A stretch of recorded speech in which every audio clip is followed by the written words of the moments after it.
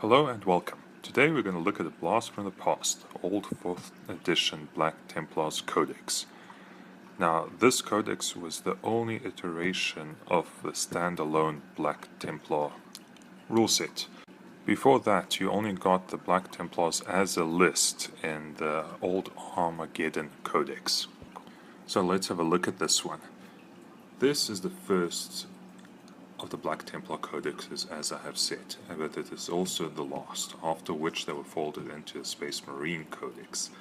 A lot of people were not happy with this, me included. It took away a lot of the Black Templar fluff, a lot of the flavor, so let's just see what we've been missing.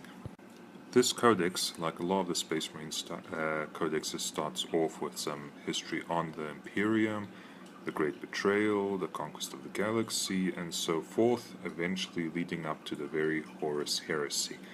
It's not much different that we have seen from other Space Marine codexes. Where this codex does differ, though, is in its approach to the Black Templars. It goes from their rites of initiation, such as you'll see over here, as well as what genes does the new Space Marine have, how they go through it, and so forth. Then they have the Warriors of the Chapter section. This chronicles a Black Templar's journey from just normal human to a Neophyte, finally to Initiate, Sword Brother, and so forth, whether he rises up to the rank of Chapter Castellan or whatnot. Now, what's different over here is the Neophytes in the Black Templars are kind of your scouts. In a normal Space Marine army, they are folded into kind of the 10th Company, they're their own unit. In the Black Templars, they function different. As Neophytes, or scouts, whatever you want to call them, they have not yet earned the right to wear power armor, just like other Space Marine chapters. However, what is different here is that they are trained by one Initiate. An Initiate is your normal Marine. Each Initiate trains a Neophyte from the start in battle, and that Neophyte's job is to cater to Initiate's every need, whether it's serving him at the banquets, cleaning his quarters, and so forth. Next we have the Black Templar Special Rules. This, again, is a huge deviation from the Space Marine Codex. Besides them being known as highly zealot warriors and hating the witch, they also have special things called vows. Now, in battle, there's always the Emperor's Champion. The Emperor's Champion is a specific Black Templar gets a vision of the Emperor before battle. He dons on the old Sigismund's black armor, sword, and he goes off to war. But what else he does is he vows a special vow. Now we'll get to those soon. What else sets him apart is, like I said, the apparition of the witch, which means no psychers whatsoever. Now in the 7th Ed Codex they might work next to a psyker, if you're looking at allying forces or not. Old 40k Codex pretty much not. The only psychers they would be comfortable with or around is the Grey Knights themselves, and that's it.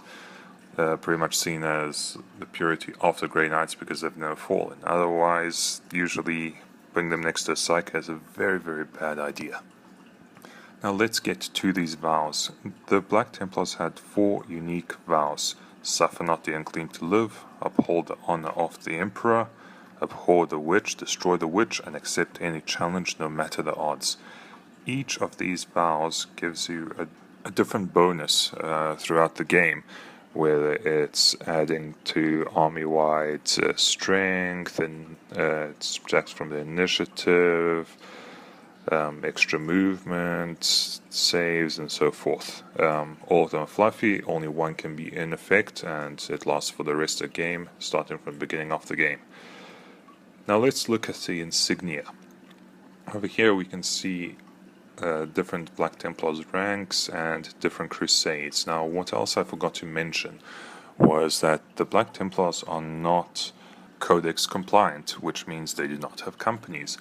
What they do actually have is crusades.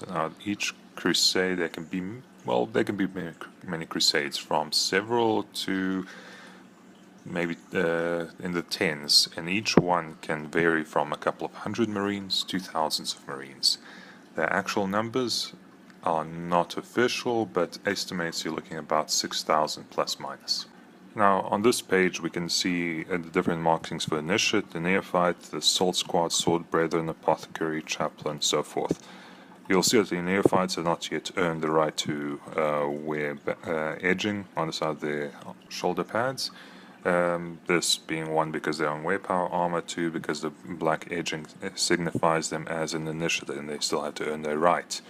The red is usually denoted for assault, the edging, and when you have the red Maltese cross as well, that denotes a sword brother. Now, a sword brother is the veteran of the chapter. He's fought many campaigns, and he kind of becomes a member of the marshal's household.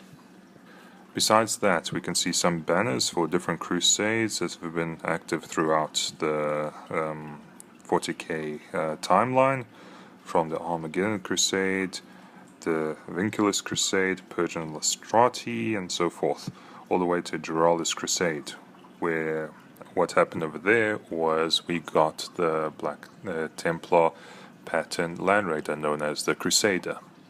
Now, back in the day, Crusaders were pretty much only found in Black Templar armies. If any other Space Marine army wanted to field them, they could have maximum one, that is it. Now, they stole everything from the Black Templars. What can you do, hey? Anyways, that is my take on some of the Black Templar fluff and the old 40k Codex. With this recent release of Cadia Falls, we got Black Templars back in the limelight a little bit.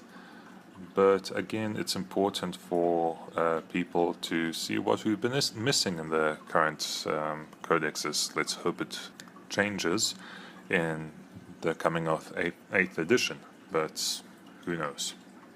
Anyways, I hope you've had an awesome time watching this video. If you have any thoughts, any suggestions, please comment below. Thank you.